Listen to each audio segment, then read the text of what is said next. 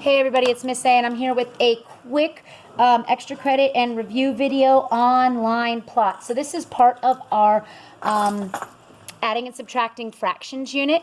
What it says is that students should be able to create a line plot. So they're given a set of data and they should be able to create that line plot. And they also should be able to answer questions regarding the data that's on the line plot. So we're going to start off with some data. So we're going to talk about, and now when we are doing this this data, we are comparing data that's within the same fractional holes. So if we're doing fourths, everything is in fourths, or if we're doing thirds, everything is in thirds. Nothing changes with that. So here is our data box. Let's say we had, and I'll do tenths. Put some information here. I've got 1/10, 3/10, 7/10, 8/10, 2/10, and 5/10.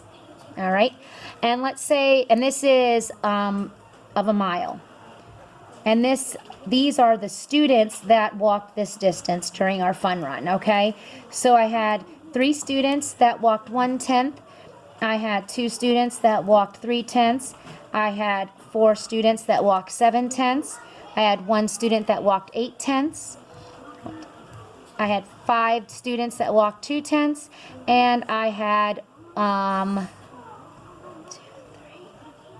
6 students that walked 5/10. So when we are setting up our number line or our line plot, we must put the numbers in numerical order. So you see how they're written on here. They're not written in numerical order. I have to make sure that I definitely write them in numerical order on my line plot. Now I will tell you on the test, they're not going to have to draw this out, but this is part of the standard. They did practice putting data on a line plot in class. So I know that this is 5/10, 4/10, 3/10, 2/10, and 1/10. 6/10, 7/10, 8/10, and 9/10. So basically they need to know what order they go in, and it would always be numerical order, with the smallest being to your left and the largest being to your right. So I am going to plot the data on my number line. I have 3 1/10, so that's 1, 2, 3. I have 2 at 3/10, 1, 2. I have 1, 2, 3, 4 at 7/10, 1, 2, 3, and 4. I have 1 at 8/10. I have 1, 2, 3, 4, 5 at 2/10, 1, 2, 3, 4, and 5. And I have 1, 2, 3, 4, 5, 6 at 5/10, 1, 2, 3, 4, 5, 6. So this is the first part of the standard where it says that they can create a line plot. What they've done is we've taken data and we put it on the line plot. Again, we're not really going to test if they can make it. What we're testing is interpreting the data. So one of the questions might be, what is the shortest distance on the line plot? What is the shortest distance? Because remember, this is in miles. The shortest distance on the line plot. So I have to look at this data and I have to interpret. If they're looking for the shortest distance, I'm looking for the smallest one that actually occurs. So if I look, the smallest one is always to my left. My smallest distance, which means the smallest distance walked, it's not asking which one happened the least. It's asking what is the smallest one. My answer for this one would be 1/10.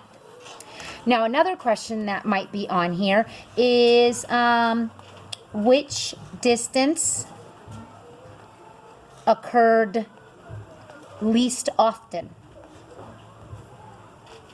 So when it's talking about which one of these occurred least often, that's looking at which distance actually has the least number of X's, or the least number of students that walked that distance. So I don't count these ones that have none because no students did that. So I look here and I see, and the one that occurred the least was 8/10. So that would be the answer for that. Now another question that might be is how many students walked a greater distance than, let's say, 5/10. So, how many students walked a greater distance than 5/10?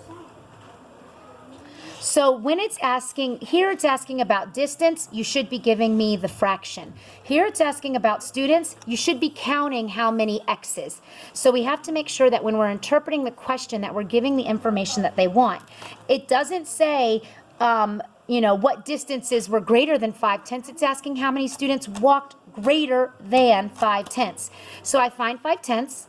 And I look greater. That doesn't include, it doesn't say how many walked 5/10 and greater. It says how many walked greater than 5/10. So I would look here to my right and count the number of students that walked greater distances than 5/10, which is 1, 2, 3, 4, and 5. So the answer for this problem is 5. Another question that might be is, what is the total distance? And I'm going to move this up here. What is the total distance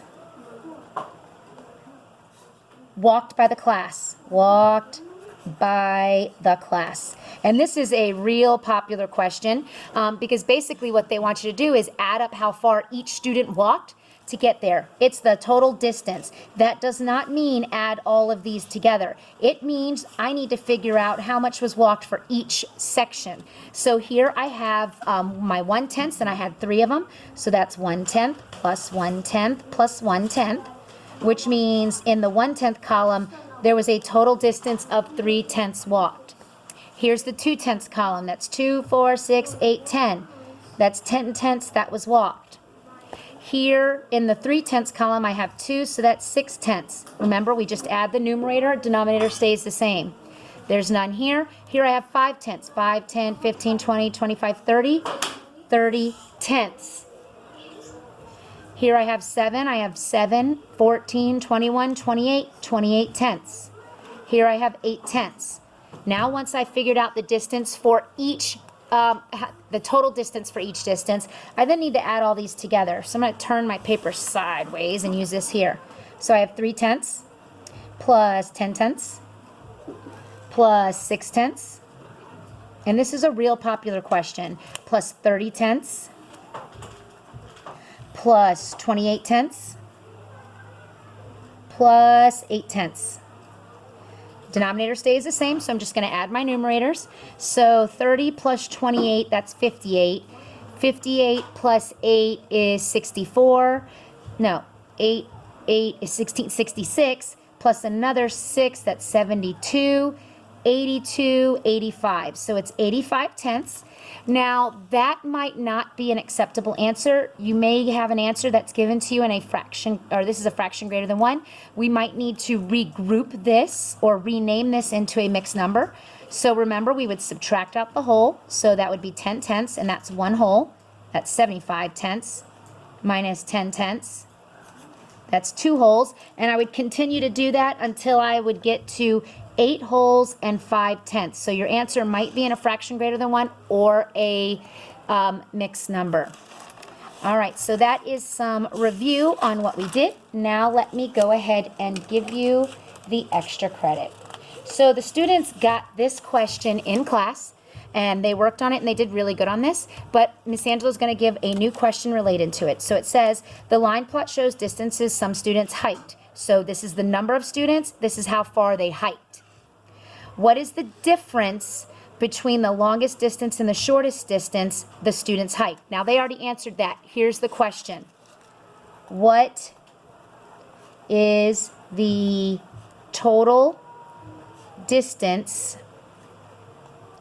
hiked by the students? And the next question, because this is a two-parter, the next question, how many students walked, let me change it to hiked, let me use the same vocabulary, hiked a greater distance than 5/8. All right, those are the extra credit questions. There is your line plot information. Hope this video helps. Thanks for watching, everybody.